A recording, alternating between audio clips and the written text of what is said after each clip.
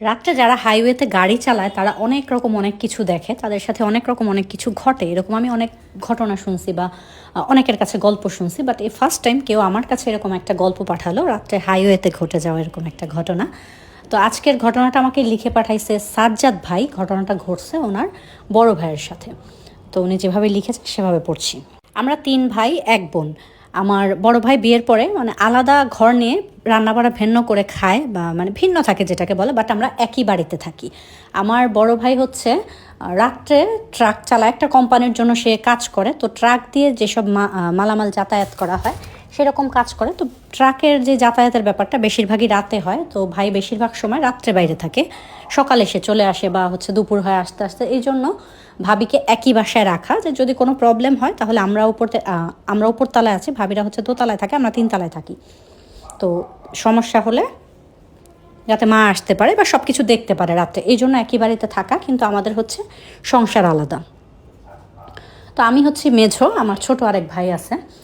তো আমার ভাই এরকম প্রতিদিন রাতেই হচ্ছে যায় কাজের জন্য। তো ওই দিন হচ্ছে তার যাওয়ার কথা ছিল চিটাগাঙে কোনো একটা মাছের সম্ভবত মাছ আনবে যাত্রাবাড়ির জন্য, এরকম একটা টিপ ছিল ওনাদের। এটা তো মালিক পক্ষ ওনাদের দেয়, ওনারা হচ্ছে যায় শুধু একটা কোম্পানির জন্য। আমার ভাই চাকরি করে, তো ওইখানে গেছে। তো যাওয়ার জন্য হচ্ছে চিটাং যেতেই তো 5-6 ঘন্টা সময় লেগে যাবে। তারা হচ্ছে দুপুরের পরে, ভাই আর ভাইয়ের হচ্ছে ড্রাইভার, দুপুরের পরে বলতে 2টা-2:30টার দিকে তারা, ভাই হচ্ছে ড্রাইভার, ওনার সাথে যেই হেল্পার, ওনারা 2জন হচ্ছে যায় চিটাগাংয়ের উদ্দেশ্যে। তো যায় যখন, তখন তো দিনই ছিল, ভালো মতো ওখানে পৌঁছায়, ওনারা রেজিস্ট্রেট করে। তো গাড়িতে যেসব মালামাল ভরার কথা ছিল সব কিছু ঠিকঠাক করে তারপরে হচ্ছে ওনারা উঠায় দেয় সুন্দর করে বেঁধে টেঁধে। তো ওখান থেকে রওনা দিতে দিতে ভাইদের প্রায় হচ্ছে রাত্রের 11টা বেজে যায়। তো 11টা বাজে যখন রওনা দেয়, আসছে হঠাৎ করে প্রায় আধ ঘন্টা 1 ঘন্টা গাড়িটা চলার পরে ভাইয়ের মনে হলো কি যে খুব ভারী কোনো জিনিস গাড়ির উপরে থপাস করে পড়লো, এরকম কিছু একটা খুব শব্দ হয়েছে এবং গাড়িটা পুরো মানে একটা ঝুঁকি খাইছে এরকম। তো ভাই সাথে সাথে ওনার যে হেল্পার ওকে বললো যে কিরে তুই কিছু অনুভব করছিস, এরকম একটা ভারী কিছু পড়ার মতো মনে হইলো না? তো ওই লোকটা ছিল একদমই ঘুম কাতরে, মানে শুইছে, তো চোখ বন্ধ করছে, ঘুমায় গেছে। তো সে কিছুই টের পায় নাই।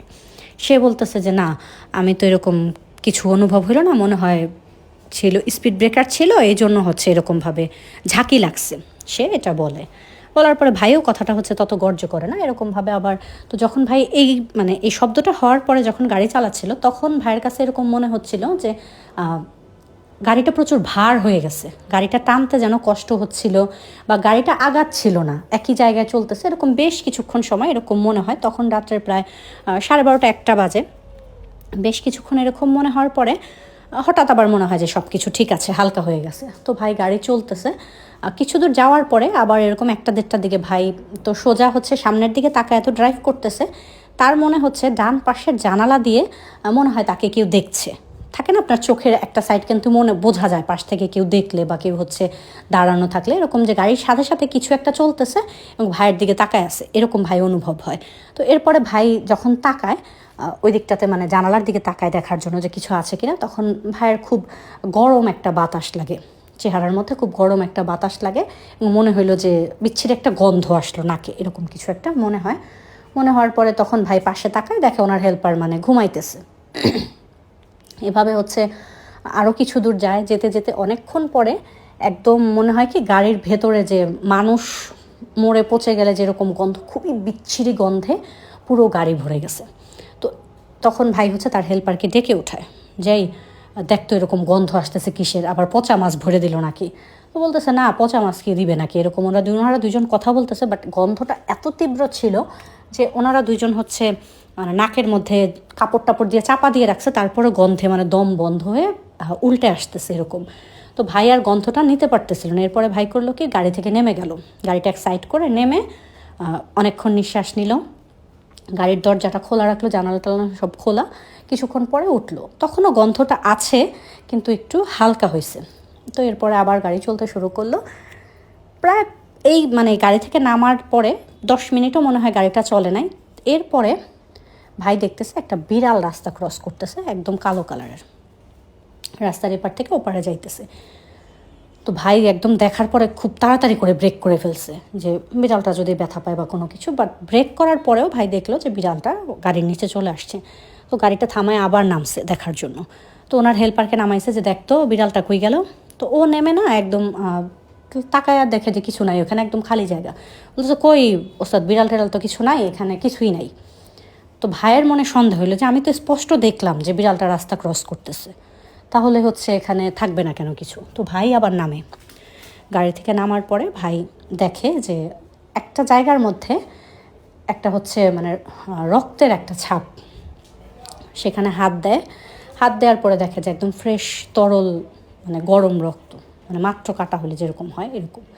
তো ভাই এটা হাতে লাগার পর না ভাই কেমন যেন মানে পুরো শরীর শিউরে উঠে, খুব ভয় পেয়ে যায়। ভয় পাওয়ার পরে তখন সে আবার উঠে গাড়ি থেকে পানি বের করে হাত ধোয়। হাত ধোয়ার পর না ওনার শরীর মনে হচ্ছিল যেন পুরো অবশ হয়ে আসতেছে, খুব কষ্ট হচ্ছিল গাড়ি চালাতে। তো এরপরে বেশ কিছুক্ষণ তারা রাস্তার মধ্যে থেকে রেস্ট করে, যে একটু একটু ঠিক হয়ে পানি খায়, বড় বড় নিঃশ্বাস নেয়। কিন্তু ভাই যে কোথাও একটা ভয় পাচ্ছিল এটা কিন্তু সে বুঝতে পারতেছিল, কারণ সবসময় রাস্তায় গাড়ি চালায় কিছু না কিছু তাদের চোখে তো এরকম হয়, তারা জানে এরকম বা অন্যদের কাছে গল্প শোনে। এরপরে ভাই করলো কি যে গাড়িতে উঠে ফোনের মধ্যে সূরা ছেড়ে রাখছে। এরপরে ভালো ড্রাইভ করতেছে করতেছে বেশ কিছুক্ষণ পরে তো ফোনটাও বন্ধ, অনেকক্ষণ যাবৎ গাড়ি চলতেছে নর্মাল, কোনো সমস্যা হচ্ছে না। ওই হেল্পার লোকটা আবার ঘুমায় গেছে, আর ভাই হচ্ছে সামনের দিকে তাকায়া বেশ কিছুক্ষণ পরে, এটা 3টা সাড়ে 3টা নাগাদের ঘটনা, দেখতেছে যে গাড়ির মাঝখানে পিলার হয় না যে ছোটোবেলায় যে আমরা দেখতাম টিভিতে শেয়ার বাজারের যে দেখাইতো, এখনও হয়তো দেখায়, ওই শেয়ার বাজার যে উপর নিচ থাকে না, একটা ক্রস উঠে যে শেয়ার বাজার ওঠানামা করতেছে, এইরকম ধরনের পিলার রাস্তার মধ্যে বড় বড় পিলার, একটা নিচে নামতেছে একটা উঠতেছে, একটা নিচে নামতেছে একটা উঠতেছে, এরকম পিলারের মতো শেপের, বাট কালো একদম। এটা ভাই দেখে, দেখার পরে সে তো খুব ভয় পেয়ে যায় এবং খুব দ্রুত হচ্ছে গাড়িতে ব্রেক করে। ব্রেক করার পরে দেখে কিছুই নেই। তো উনি যখন অনেক জোরে গাড়িতে ব্রেক করার পরে ওনার যে হেল্পার ওটা উল্টে গিয়ে বাড়ি খায়, সামনে বাড়ি খেয়ে কী হয়েছে, তখন ভাই বলে যে এরকম এরকম এখানে দেখলাম। তো সে আবার একদম ভীতু ছিল, সে বলতেছে যে ভাই কি বলতেছেন এরকম, আমার এমনি ভয় করে। তো দুজন মিলে কথাবার্তা বলে গাড়িটা থামায়, কিনারে ওনারা বসে আছে। তো পিছন থেকে আবার আরেকটা ট্রাক আসতেছে, তারা আবার ডেকে জিজ্ঞেস করলো যে কী হয়েছে। ভাই বলে যে না কিছু হয় নাই, আমরা আসতেছি একটু জিরায় নেই, এরকম বলে বেশ কিছুক্ষণ ওখানে বসে থেকে এরপরে তারা চলে আসে। এই ঘটনাটা ঘটে তারা হচ্ছে কুমিল্লায় যখন ঢুকতেছিল ওই সময়টাতে। তো এটার পরে কিছুক্ষণ পরেই ফজরের আজান হয়ে যায়, আজানের পরে তো আর কোনো সমস্যা হয় না, তারা যাত্রাবাড়ি চলে আসে। ও এখানে একটু মিস করে গেছি আমি, এর আগে হয় যে ফজরের আজানের কিছুক্ষণ আগে দেখে যে সামনের যে গ্লাসটা ওইখানে ভাই দেখতেছে যে পিছনের গাড়িটা পুরো খুলে গেছে, খুলে গিয়ে সেখান থেকে যে মাছগুলো ছিল সব রাস্তার মধ্যে পড়ে যাচ্ছে। এটা গ্লাসের মধ্যে দেখে হেল্পারকে ডেকে ওঠায়, তাড়াতাড়ি দেখ গিয়ে কীভাবে খুললো, ওইটা গিয়ে বাট সেখানেও দেখে যে কিছুই নাই, সে এরকম তার চোখের ধাঁধা। তখন সে মনে করে আমারই হয়তো ঘুম পাচ্ছে, আমি ঠিকমতো ঘুমাইতে পারি না, এই জন্য উল্টাপাল্টা দেখতেছি, তো এরকম ভেবে বাদ দিয়ে দেয়। এরপরে যাত্রাবাড়ি এসে মাছের ওখানে নেমে দিয়ে ওনাদের যেই কোম্পানির ওখানে ট্রাক বুঝাইয়া দিয়ে তারপরে ভাই হচ্ছে বাসায় চলে আসে। তো ওই দিন বাসায় আসার পরে আয়শা ভাই সাথে সাথে ঘুমায় যায়। তো ভাইয়ের হচ্ছে একটা অভ্যেস আছে, উনি ঘুমের মেডিসিন ছাড়া মানে মাথা ঠান্ডা করার একটা মেডিসিন খায়, ওটা খেলে উনি সাথে সাথে ঘুমায় পড়ে, যেহেতু রাতে কাজ করে, দিনের বেলা তো ঘুমাতে হয়, বাচ্চাদের চেঁচামেচিতে ঘুমাইতে পারে না। তো ভাইদের 2টা রুম, একটা রুমে ভাই শুধু দিনের বেলা ঘুমানোর জন্য থাকে, আর একটা রুমে ভাবি বাচ্চাদের নিয়ে থাকে। তো ওখানে আয়শা ঘুমায় গেছে, ঘুমানোর পরে রাত্রে ওই দিন হচ্ছে ফোন দিছে, তো ভাবি ধরছে ফোনটা, যে কোম্পানি থেকে ফোন দেওয়া হয়েছে যে আজকে যাওয়ার জন্য। তো ভাইকে জিজ্ঞেস করতে পারে, ভাই বলছে যে আমি ফোন দিয়ে বলে দিছে যে আমি দূরে কোথাও আজকে যাব না, আর আজকে আমি যাবই না। তখন হয়তো ড্রাইভারের কমতি ছিল বা যে কোনো সমস্যার কারণে খুব করে ভাইকে বলা হয় যে তুমি আসো, ঢাকার কাছে এখানে হচ্ছে যে ইটা বালি সিমেন্টের যে কোনো একটা কিছু এটা দিয়ে আসতে হবে, এটা দিয়ে তুমি তাড়াতাড়ি আবার এসে বাসায় গিয়ে ঘুমায় থাকতে পারবা, এরকম বলা হয়। তো ভাই আস্তে আস্তে ঘুম থেকে উঠে ফ্রেশ হয়ে 10টা 11টার দিকে বের হয়, কারণ হচ্ছে মোটামুটি তো 12টা নাগাদ রাস্তাঘাট খালি হয়, তখনই রাস্তায় ট্রাকটা বেশি চলে। তো ভাই হচ্ছে যায় অফিসে গিয়ে একটা গাড়ি নিয়ে সব কিছু মানে লোড টোড করে, ওখানে গিয়ে সে জানতে পারে তার যে হেল্পার তার প্রচুর জ্বর, সে আজকে আসে না, তার সাথে একটা নতুন লোককে দেওয়া হয়েছে ভাইয়ের সাথে। তো ওখানে তারা গেল, যেতে যেতে ওই লোকটার সাথে তো প্রচুর কথা বলতেছিল, এই লোক আবার তো ঘুমায় যায় না ওনার হেল্পারের মতো। তো দুজন কথা বলতেছে, যেহেতু নতুন আজকে পরিচিত হইতেছে, সব কিছু সম্বন্ধে কথা বলতে বলতে তারা ওখানে পৌঁছে গেছে এবং ওখান থেকে চলেও আসছে। তো ওখান থেকে চলে এসে ভাইয়ের মানে বাড়িতে আসতে আসতে প্রায় হচ্ছে 3টার মতো বেজে গেছে। তো যখন হচ্ছে ওই জায়গা থেকে ভাই আসতেছিল, তখন আমাদের যে একটা মোড় আছে গলির এখানে, সেখানে হয় কি যে মেন রাস্তায় গাড়িটা থেমে যায়, তারপরে হচ্ছে হেঁটে ওই গলিটা পার হয়ে আমাদের বাড়িতে ঢুকতে হয়। অনেকটাই রাস্তা, প্রায় 3-4 মিনিটের রাস্তা হবে। তো সেখানে ভাই যখন সিএনজি থেকে নামছে, নামার পরে ভাইয়ের কাছে মানে খুব অদ্ভুত অনুভূতি হচ্ছিল। তার মনে হচ্ছিল শরীরে গা কাটা দিতেছে, ভার হয়ে গেছে শরীর, বা ভয় লাগলে যেরকম হয় না এরকম হচ্ছিল। আর খুব বিচ্ছিরি সে গন্ধ পাইতেছিল, তার নাকের সামনে একদম বাজে গন্ধ। সে নাক চেপে ধরে বড় বড় পা দিয়ে হেঁটে দরজা পর্যন্ত চলে আসছে। তো এই পর্যন্ত হচ্ছে ভাইয়ের মনে ছিল, এটা ভাইয়ের মুখে শোনা। এরপরেরটা ভাবির কাছ থেকে শোনা। তো দরজার কাছে আসার পরে ভাই যখন দরজা বেল দিছে, ভাবি খুলে দিছে। খুলে দেওয়ার পরে তো প্রথম দিন যে মাছ টাছ নিয়ে আসছে, ওই দিন ভাই এসে আবার গোসল করে খাওয়া দাওয়া করে তো দিনে ঘুমাইলো। ওই দিন রাতে এসে আর গোসল টোসল কিছু করে না। সে বলছে যে আমার ক্ষুধা লাগছে, খাবার দাও, কী রান্না করছো? তো ওই দিন ভাবি হচ্ছে ইলিশ মাছ রান্না করছে। তো ভাবি রান্নার ব্যাপারটা এরকম ছিল, সে হচ্ছে আজকে রাতে রান্না করে আবার কালকে রাতে রান্না করে। কারণ ভাই ওই যে দিনের বেলাতে বাসায় থাকে, যাতে মানে কোনো শব্দ না হয় বা বাচ্চারা কোনো ডিস্টার্ব না করে। ঘরে ভাবি হচ্ছে বেশিরভাগ সময় আমাদের উপরে থাকে। ভাবির 2টা বাচ্চাই ছোট ছোট, স্কুলে পড়ে না এখন, এত ছোট 2টা, একটার 1 বছর আর একটা 4 বছর। তো এই কারণে রাত্রে রান্না করে। তো পরদিন সকালে উঠে যে খাবারটা ভাই খাবে বা তারা খাবে, ওই রকমভাবেই বেশি করে রান্না করা, শুধু ভাতটা অল্প রান্না করা। তো ভাবি তো খেয়ে দিয়ে বাচ্চাদের নিয়ে শুয়ে পড়ছে, শুধু ভাইয়ের জন্য আলাদা খাবারটা রাখছে। ভাত যতটুকু আছে ভাই খেয়ে থাকবে, সে জানে না তার হাজব্যান্ড কতটুকু খায়।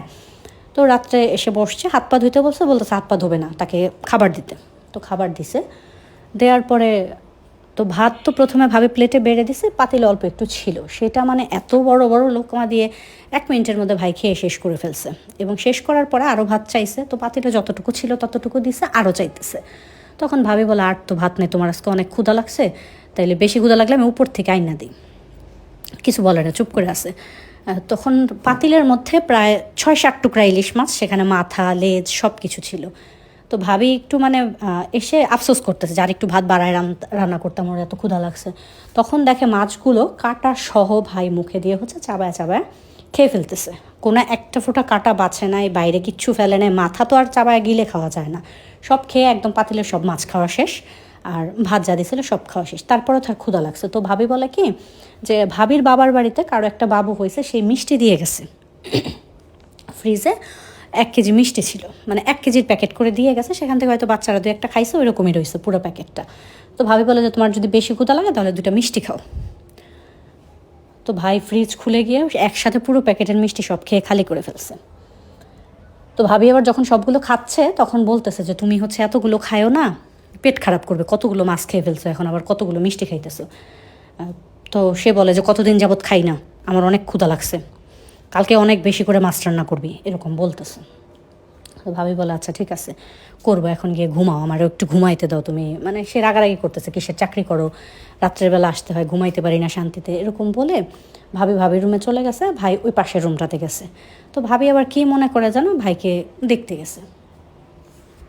দেখতে যাওয়ার পরে ভাবি দেখে যে ভাই বারান্দার গ্রিল ধরে আকাশের দিকে তাকায় আছে, তাকায়া মুখ দিয়ে বিড়বিড় করে কিছু বলতেছে, এবং কী বলতেছে সেটা ভাবি শুনতে পায় নাই।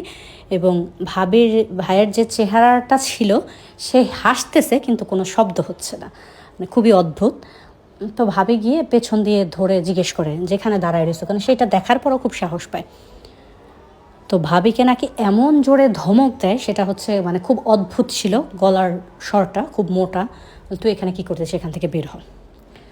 তো ভাবি ভয়ে দৌড়ে এসে অন্য রুমে এসে দরজা একবারে ছিটকিনি মেরে বসে আমার মাকে ফোন দেয়।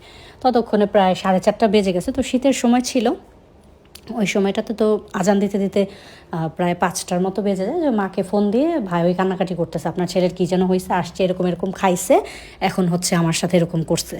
তো মা বলে কি তা আমি আসতেছি, ফজর নামাজটা পড়ে তারপরে আসি। ভাবি তো আর বেচারি ভয়ে আর ঘুমাইতে পারেনি, বসে আছে। তো মা ফজর নামাজ পড়ে এরপরে এসে ভাবিদের কর্নিং বেল টিপ দিছে, ভাবি উঠে গিয়ে দরজা খুলছে। খোলার পরে যখন ভাইয়ের রুমে গেছে, দেখতেছে ভাই বিভোরে ঘুমাচ্ছে, নাক ডাকতেছে, এত মানে বিভোর ঘুম। তো মা বলতেছে তুমি উল্টা পুল্টা কি নাকি দেখছো, এমনি একা একা থাকো বাচ্চাদের নিয়ে, মনে হয় ভয় করো। মা মানে ওর বুঝে নেয় বিষয়টা, চলে গেছে। চলে যাওয়ার পরে সেদিন ভাই হচ্ছে 2টা-3টা বাজে ঘুম থেকে ওঠার পরে মোটামুটি সব কিছু নর্মাল, ওনার রাতের কথাগুলো মনে নাই। তো ভাবি আবার জিজ্ঞেস করতেছে, তুমি রাত্রে এতগুলো মাছ কীভাবে খাইলা, কাটা না বাচ্চা, এতগুলো মিষ্টি সব খেয়ে ফেলে, এত ক্ষুধা লাগছিল তোমার? তো ভাই বলতেছে, আমি তো আসলাম, এসে আমি হচ্ছে শুয়ে ঘুমাই গেলাম। মানে শুয়ে ঘুমাই গেছে এটা তার মনে নাই, তার মনে আছে শুধু সে ঘরে ঢুকছে। তো সে আন্দাজে ভাবিকে বলতেছে যে আমি তো ঘরে ঢুকে তারপর তো ঘুমাই গেলাম, আমি আবার কখন এগুলো খাইলাম। তখন ভাবির কাছে তো আরও খটকা লাগছে। তখন ভাবি গিয়ে মাকে বলছে যে আপনার ছেলের কিছু একটা তো হয়েছে।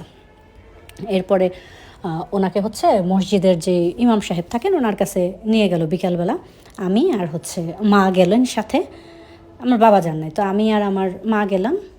বাবা মানে বিশ্বাসই করেন নাই যে এরকম কিছু হইতে পারে, যে ও তো অনেক বছর ধরে কাজ করে, কোনোদিন তো কোনো সমস্যা হয় না, এমনিতেই হয়তো তোমরাই বেশি ভাবতেছো, বাবা এগুলো বলে।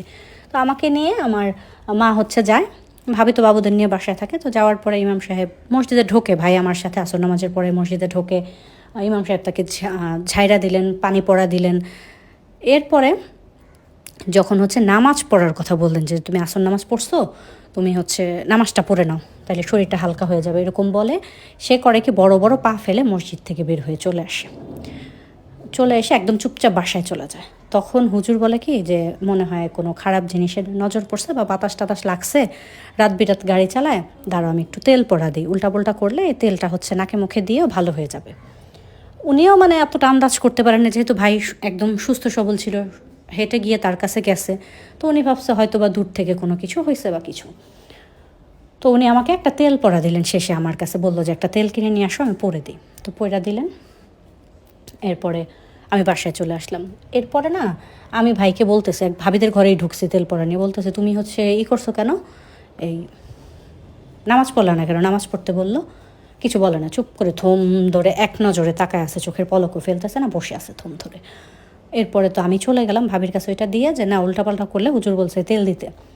তো ভাই না চোখ বন্ধ করে শুয়েছিল। ভাবি তো এমনিতেই ভয় পেয়ে আছে, কারণ সে যেটা সামনে থেকে দেখছে ওটা কিন্তু আমরা দেখি নাই। তো সে তো এমনিতে প্রচুর ভয়ের মধ্যে আছে যে কী হইলো আর কি দেখলাম। তখন সে ভাই যখন ঘুমাইতেছিল না, হাতে তেল নিয়ে তার নাকে কানে দিয়ে দিছে। দিয়ে দেওয়ার পর ভাই জাস্ট চিৎকার দিয়ে উঠছে, ভাবিকে বলতেছে কী করছিস, কী দিছিস সেগুলো, তাড়াতাড়ি মুস, তোর এখন মাইরা ফেলবো আমি। আর বাচ্চারা ছিল বাইরের রুমে, ওই পাশের রুমটাতে আর কি ঘুমাইতেছিল না, যেন বাইরের রুমে ছিল ওদের ওই রুম। ভাবি করছে কি লক করে, ভাই যেই রুমে সেই রুমে দরজা লাগাই দিছে। লাগাইয়া ভাবি দৌড়ে উপরে চলে গেছে আমাদের ডাকতে, ডেকে নিয়ে আসছে। আসার পরে আমরা ঘরে ঢুকে দেখতেছে হ্যাঁ আমার ভাই ছটফট করতেছে আর বলতেছে, মাকে দেখার পরে একদম মানে করুণ সুরে বলতেছে যে মা তুমি আমার এটা মুছে দাও, আমার খুব কষ্ট হইতেছে, আমার ভালো লাগতেছে না, এগুলোর গন্ধ আমি নিতে পারি না, তুমি জানো না আমার সরিষার তেল পছন্দ না। মা বলে সারা জীবন শীতের মধ্যে সরিষার তেল দেয়, সেই লোক বলে সরিষার তেল নাকি পছন্দ না। তো মা আসে, আইসা মা আবার মুছে না, তার সামনে গিয়ে বসে। তো বলে, তখন রেগে গিয়ে মাকে বলে যে বারবার বলতেছি না মুছে দিতে, মুছতেছো না কেন? তখন মাও বুঝেছে না কিছু তো উল্টাপাল্টা হয়েছে। এরপরে আমরা সবাই রুম থেকে বের হয়ে যাই, ভাইকে ভেতরে দরজাটা আটকে দিয়ে বের হয়ে গিয়ে তারপরে আবার ওই মসজিদের ইমামের কাছে যায় মা, আমি যাই। যাওয়ার পরে ওনাকে জিজ্ঞেস করি যে এরকম এরকম তো খুব খারাপ অবস্থা। তো উনি বলতেছে আমি তো এগুলো চিকিৎসা করি না, এমনিতে পানি পড়া তেল পড়া এইটুকুই দেই, এর বেশি আমি এগুলোর কোনো চিকিৎসা করি না। তা আমি একটা ঠিকানা দিতেছি, আপনারা ওখানে যান বা ওনাকে ফোন করে কথা বলেন, দেখেন উনি আসে কি না। তো উনি কোনো ইমাম সাহেব ছিলেন না, কিন্তু নামাজ কালাম পড়তেন, দাড়িওয়ালা, টুপি টুপি পরা এরকমই ছিল, কিন্তু কোনো মসজিদের ইমাম বা বড় কোনো হাফেজ এরকম কিছু ছিলেন না, কবিরাজ টাইপেরই ছিলেন। তো ওনাকে ফোন করার পরে উনি বললো যে ঠিক আছে আমার কাছে রুগীকে নিয়ে আসতে পারবেন। তো আমরা তো ওনার কাছে যেতেই ভয় পাইতেছিলাম। তো আমি আবার বললাম যে আপনি আসেন, দরকার পড়লে আপনি টাকা একটু বাড়াই নেন, আপনিই আসেন। তো সে আসলো। আসার পরে এখন ভাবিদের ঘরে তো ছোটো বাচ্চা, ভাবির ছোটো বাচ্চাটার এখনও 18 মাস হয় নাই। তো মা বলে যে 18 মাস না হইতে নাকি অনেক বাচ্চাদের উপর অনেক বালা মুসিবত থাকে। তো ভাইকে হচ্ছে ডেকে আমাদের উপরে নিয়ে যাই, আমাদের 3 তলায় নিয়ে যাই। ওখানে আবার আমি যে রুমটাতে থাকি ওই রুমটা পুরোই ফাঁকা, শুধু একটা খাট আছে, মানে নিচে বসতে হবে, অনেক কিছু নিয়ে এরকম জায়গার দরকার। এরপরে গেলাম আমার রুমে, বসার পরে জিজ্ঞেস করার পরে তখন বলতেছে যে অনেক কিছু তাদের মাঝে, ওই কবিরাজের মাঝে আর ওই জিনটার মাঝে সওয়াল জবাব হচ্ছিল, তারা জিজ্ঞেস করতেছিল কি করছে, কেন আসছে, অনেক তর্ক বিতর্ক কথাবার্তার পরে সে জানায় যে সে জাস্ট হচ্ছে হাঁটতেছিল, তার এমনি জিরানোর জন্য সে হচ্ছে ট্র্যাকের উপর একটু বসছিল, বসার পরে তার মনে হইলো সামনে দেখবে, তারপরে ভাইকে দেখে তার ভাল লাগছে। সে প্রথমে তো ভয় দেখানোর অনেক চেষ্টা করছে, যখন ভাই ভয় পায় নাই তখন সে ভাইয়ের সাথে চলে আসছে, তার ভাইকে অনেক ভালো লাগছে। তো সে প্রথম একদিন ওই রাস্তার মোড়েই দাঁড়ায় ছিল, কারণ হচ্ছে যেদিন প্রথম রাত্রে ভাই বাসায় আসছে ওদিন দিন হয়ে গেছে, সে জেরানোর জন্য ওই গাছে বসছে। এরপরে আর ভাইকে সে দেখে নাই। তো ভাই তো সারাদিন বের হয় নাই। ভাই যখন বিকেলে বের হয়েছে তখন সে ভাইয়ের সাথে সাথে ওইখানে গেছে যেখানে মাল ডেলিভারি দিতে গেছে। আসার সময় সে একদম সাথে করে বাসায় চলে আসছে। এখন সে ছাড়বে না, সে ভাইয়ের সাথেই থাকবে। তার ভাইকে ভাল লাগছে, আর না হলে হচ্ছে ভাইকে সে মেরে ফেলবে যদি এরকম না করে। তো হুজুর অনেক কিছু করে, অনেক তর্ক বিতর্ক, একটা পর্যায়ে সে রাজি হয় যে তাকে ভোগ দিতে হবে, তারপরে সে চলে যাবে। ভোগের জিনিসপত্র গজার মাছ দিতে বলে, মিষ্টি দই মাটির হাঁড়িতে করে, লাল গামছা, এগুলো কলাপাতায় করে 3 রাস্তার মোড়ে দিতে বলে, সে চলে যাবে। তো ওইগুলো সব ওই লোকই অ্যারেঞ্জ করে, সে বলে আমি করে দিচ্ছি, সমস্যা নেই। সে সব কিছু করে দেয়, আমরা টাকা দিয়ে দিই। তো তখনই ওই মুহূর্তেই সে যখন এগুলো প্রসেসিং করতেছিল ওই সময়টাই ভাইয়ের শরীরটা ছেড়ে দেয়, এবং ভাই মানে তার কিছুই মনে নেই। সে যখন সেন্স আসে সে জিজ্ঞেস করে আমি এখানে কেন, কী হইতেছে, আমি এই রুমে কেন। তো সব কিছু তাকে আমরা বলি, এবং সে আমাদেরকে পরবর্তীতে তার সাথে রাস্তায় যে কী কী হয়েছিল ওই ঘটনাটা ভাই আমাদেরকে পরে শোনায়। তো এই পর্যন্ত সব কিছু কবিরাজের পরে ঠিকঠাক করে দেয়, পানি পড়া দেয় 40 দিনের জন্য, রাত্রে কিছুদিন বাইরে যেতে না করে। কিন্তু ভাই 1 সপ্তাহ বাসায় থাকে নাই, আমার 3-4 দিন পরে উনি আবার চলে গেছে ওনার কাজে। ওইরকমভাবে আর কখনো তেমন কোনো সমস্যা হয় নাই ভাইয়ের সাথে, আর কোনো দিন কোনো সমস্যা হয় নাই। তবে ভাই ওখান থেকে কিছুদিন পরে তার মধ্যে একটা ভয় ঢুকে গেছে না। ওনার যে হেল্পার, ও তো একেবারে ওই যে জ্বর আসলো, জ্বর আসার পর আর আসেই নাই। ও কিছু কিছু জিনিস হয়তো অনুভব করছে, তখন বলে নাই ভয়ের চোটে বা যাই হোক, ও খুব ভয় পাইছে, এবং ও হচ্ছে ওই দিনের পর থেকে ওই চাকরি ছেড়ে দিছে। এরপরে ভাইও 1 বছরের মতো চাকরি করছে, কিন্তু তার মন আসলে তাকে সায় দিতেছিল না। একটু ভয়, কোথাও একটা রাত্রের বেলা দূরে কোথাও গেলে এই ভয়টা তার ভেতরে থেকেই যেত। তো সেখান থেকে আস্তে আস্তে ভাইও চাকরিটা ছেড়ে দেয়। 1 বছর পরে ভাই হচ্ছে ইসের চাকরি করে, এখন সে একটা কোম্পানির বাসের ড্রাইভার। তো রাত্রের কাজটা সে একদমই করে না বললেই চলে। করলেও বাসের মধ্যে তো অনেক মানুষ থাকে, সেখানে ভয়টা একটু কমই থাকে। তো সব কিছু মিলেমিশে এরপরে আর কোনো প্রবলেম হয় নাই। তবে এটা খুবই একটা ভয়ঙ্কর এক্সপিরিয়েন্স ছিল আমাদের ফ্যামিলির জন্য ওই সময়টাতে, কী রেখে কী করব। তো একজন কবিরাজ দিয়ে খুব সুন্দর মতো জিনিসটা সমাধান হয়ে গেছে, এই জন্য আমাদের ভোগান্তিটা হয় নাই। যাই হোক, এটাই ছিল গল্পটা আমার ভাইয়ের সাথে ঘটে যাওয়া। আমার তো ভীষণ ভয় লাগছে রাত্রের বেলা কোথাও গেলে, এখন রাস্তার দিকে তাকায় আমি তো শুধু এটাই ভাববো, দেখি কোনো উল্টাপুল্টা জিনিস দেখা যায় কি না। আমার আর ঘুম আসবে না রাত্রে জার্নি করার সময়। তো আপনাদের কেমন লাগলো গল্পটা, বা এরকম কোনো এক্সপিরিয়েন্স আপনাদের সাথে কখনো হয়েছে কিনা, যে রাস্তায় রাতের বেলা যাওয়ার সময় এরকম ভয়ঙ্কর কোনো ঘটনা যদি ঘটে থাকে আপনাদের সাথে, তাহলে অবশ্যই আমাকে লিখে পাঠাবেন আমার মেসেঞ্জারে। হয়তো আমার নেক্সট ভিডিও হবে আপনার পাঠানো কোনো গল্প দিয়ে। তো আজকের জন্য এতটুকুই থাক। সবাই ভালো থাকবেন, সুস্থ থাকবেন। আল্লাহ হাফেজ, শুভরাত্রি।